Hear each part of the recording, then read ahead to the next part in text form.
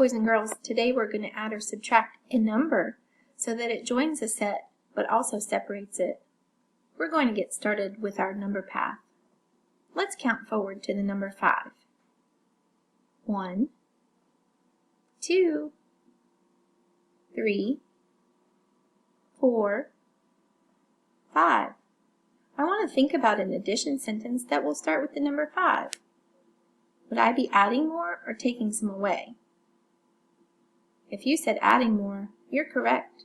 Let's add 3 more. 1, 2, 3.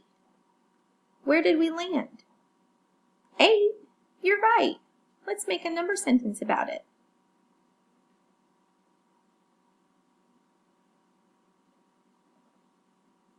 If you wrote 5 plus 3 equals 8, you are correct. Now let's make a subtraction number sentence, starting with the number 8. 1, 2, 3. This time, we're going back 3 hops. Where did we land? We landed on the 5. You can pause your video to write a subtraction sentence about this now.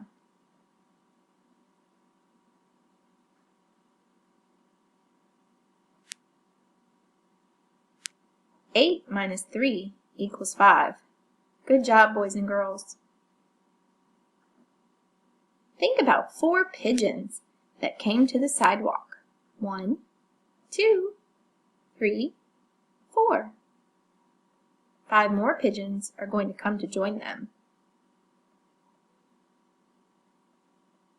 How many pigeons do we have now?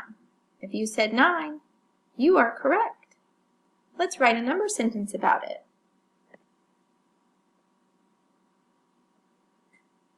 4 plus 5 does equal 9. Good job, boys and girls. Now some pigeons are going to fly away.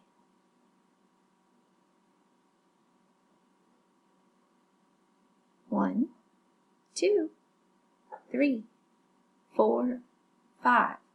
Goodness me, 5 pigeons flew away. That would be 9 minus 5 equals 4. Boys and girls, did you write that or think that in your head? If you did, great job. You can practice some more problems with your parents at home, or you can get started on your problem set. Remember, do your best and use your number line or number path if you need it.